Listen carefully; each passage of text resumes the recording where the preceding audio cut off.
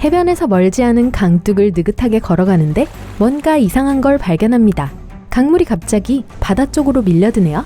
어리둥절하지만 혼란스러워할 시간은 없습니다. 이건 쓰나미가 다가오고 있다는 징후 중 하나예요. 빨리 높은 지대로 피해야 해요. 개울, 강, 시냇물 또한 대양이나 바다로부터 멀어질 수 있다는 것을 명심하세요. 이건 여전히 쓰나미가 그 지역을 덮칠 거라는 걸 의미해요. 반복적으로 파도가 솟구친다면 쓰나미가 다가오고 있다는 경고예요. 만약 특이한 파도가 규칙적으로 나타난다면 고지대로 대피해야 할 때일지도 모릅니다. 만약 바닷가에 있는데 물이 해변에서 엄청난 속도로 빠져나가서 모래사장이 넓게 드러난다면 최대한 빨리 도망치세요. 이 갑작스런 유출은 쓰나미가 다가오고 있다는 신호예요. 당신의 생명은 얼마나 빠르게 상황에 반응하는지에 달려있어요. 만약 해수면이 거의 감지할 수 없을 만큼 높아진다면 그건 쓰나미가 다가오고 있다는 또 다른 징후가 될 수 있어요. 이런 현상은 사례의 40%에서 발생하죠. 들어오는 물은 쓰나미의 첫 번째 파도예요. 그 다음 거는요, 훨씬 더 클 거예요. 약 10분 뒤에 옵니다.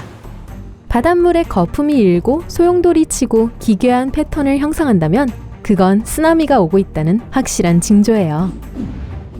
항해할 때 상어들이 빙글빙글 돌고 있을 수도 있어요. 한번 잘 지켜보세요. 만약 이 포식자들이 갑자기 여러분을 내버려 두고 깊은 물로 향한다면 허리케인이 점점 다가오고 있다는 뜻일 수 있어요. 가능한 한 빨리 마른 땅으로 돌아가서 다른 사람들에게 경고해주세요. 만약 J자처럼 생긴 이상한 나무가 비탈길에서 자라는 것을 본다면 발밑의 땅이 불안정할 수 있어요. 괜히 돌아다니면서 목숨을 위태롭게 하지 마세요. 심각한 산사태를 유발할 수 있어요. 밖에 있을 때 갑자기 머리카락이 곤두선다면 번개가 고칠 거라는 걸 의미해요. 당장 안으로 들어가세요. 그렇지 않으면 번개에 맞을 수도 있어요. 벼락을 피할 수 없다는 또 다른 징조는 입안에서 금속 맛이 나는 건데요. 손바닥이 축축해지고 온몸에 찌릿함이 느껴질 거예요. 빨리 실내에 들어가서 안전하게 피하거나 적어도 높은 물체로부터 멀리 떨어져 있으세요. 바다가 2m까지 솟아오른다는 건 종종 허리케인이 온다는 걸 의미해요. 하지만 이러한 솟아오름은 허리케인이 도착하기 3일 전에 일어날 수 있다는 걸 기억하세요. 허리케인이 가까울수록 파도는 더 커져요.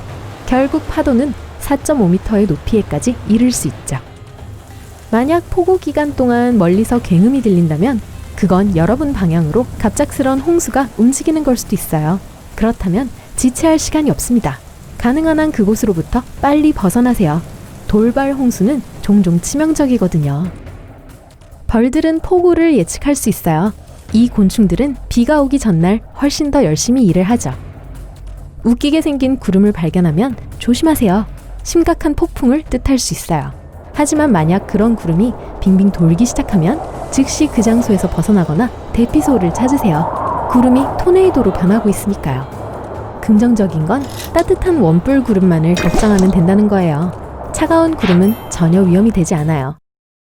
어떤 벌레들은 폭풍이 오는 것을 느낄 수 있어요. 이들은 모든 움직임을 멈추면서 자연재해에 대비하죠. 그렇기 때문에 주변에 많은 곤충들이 멍해 보인다면 대피소를 찾으세요. 수족관에 메기가 있다면 메기의 행동에 주의를 기울여 보세요. 과학자들은 메기들이 약한 지진에 반응한다는 것을 알아냈죠. 이 친구들은 지진 활동이 높아지면 가만히 있지 않고 돌아다니죠. 만약 어떠한 이유로 여러분이 얼어붙은 강이나 시내를 건너야 한다면 회색 얼음에는 가까이 가지 마세요. 이 회색빛은 그 부분 얼음이 매우 얇다는 걸 뜻할 수 있어요. 눈 깜짝할 사이에 차가운 물속에 있는 자신을 발견할 수 있어요. 머리 위에 있는 구름들이 하늘에 낮게 걸려있는 좁은 조각 같아 보이나요? 당장 그 지역을 떠나거나 대피소를 찾으세요.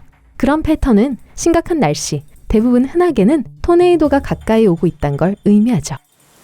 하늘에서 큰 우박이 떨어지는 게 보이지만 비는 오지 않는다면 그건 토네이도가 가까이 있다는 징조일 수 있어요. 해변에서 파편과 해초가 있는 거칠게 일렁이는 사나운 파도를 본다면 물에 들어가지 마세요. 강한 이한류의 신호일 수 있어요. 이는 여러분을 바다 멀리 데려갈 수 있어요. 네모 파도는 비현실적으로 들릴 수 있지만 실제로 일어납니다. 다른 두 파도 패턴들이 서로 충돌할 때 일어나죠. 이 현상은 멋져 보입니다. 하지만 해안에서 볼 때만 그렇죠. 이런 파도에서 놀겠다고 물에 들어갈 생각은 하지도 마세요. 이런 곳에서는 숙련된 수영선수라도 물속으로 빨려들 수 있는 거센 역류가 흐르고 있어요. 최대 8km에 이를 수 있는 장관을 이루는 정난운을 본다면 행동을 개시해야 할 신호죠. 최상의 시나리오는 그냥 심각한 폭풍이 오는 거겠죠. 하지만 만약 정난운이 원을 그리면서 움직이기 시작한다면 확실히 토네이도의 징후입니다. 번개를 발견하는 것과 천둥 소리를 듣는 사이의 시간을 측정해서 뇌우가 얼마나 가까이 있는지를 알 수 있어요. 매 5초는 1.6km를 의미하죠. 호수나 바다 표면을 냄새나는 초록색의 뭔가가 덮고 있다면 물에서 멀리 떨어지세요. 위험한 녹조일 수 있어요. 첫눈에 독성이 있는지는 알 수 없죠. 완전히 거기서 떨어져 있는 게 좋을 거예요. 초록색 하늘은 위험을 알려줍니다. 이런 현상이 일어날 때 보통 뇌우, 우박 또는 심지어 토네이도가 가까이 있다는 거예요. 이 독특한 색은 노란 태양 광선이 폭풍 구름에서 나오는 푸른빛과 섞일 때 나타나요. 나무 아래에 있을 때 예기치 않게 나무가 넘어지는 것을 방지하려면 나무의 몸통을 잘 살펴보세요. 나무 껍질이나 구멍이 없는 넓은 부분을 발견한다면 나무는 아마도 약하고 썩어 있을 거예요. 평소보다 바람이 세면 나무가 쓰러질 수 있어요. 바깥 공기에서 약간 염소 냄새가 나기 시작하면 폭우를 동반한 천둥 번개가 다가오고 있다는 겁니다.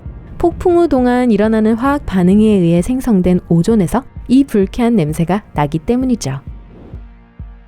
두꺼비들은 지진을 예측할 수 있어요. 심각한 지진이 온다는 걸 느낄 때 이들은 집을 떠나요. 이 동물들은 번식기에 짝짓기도 멈출 수 있어요. 산에서 눈밭을 가로질러 걸어가는 동안 발이 내는 소리를 들어보세요. 만약 소리가 약간 공허하다면 발자국 주변에 금이 가 있는지 확인해 보세요. 만약 그렇다면 눈사태가 일어날 가능성이 있어요. 만약 야생에 있다면 개울, 시내, 그리고 강에 있는 물을 주목하세요.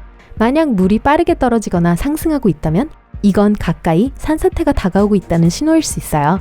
그리고 만약 물이 진흙탕물로 바뀌는 걸 본다면 더 이상 또 다른 징후를 기다리지 마세요. 즉시 그 지역을 벗어나세요. 만약 오래된 집에 산다면 내부 벽에 약간의 금이 있는 건 정상이에요.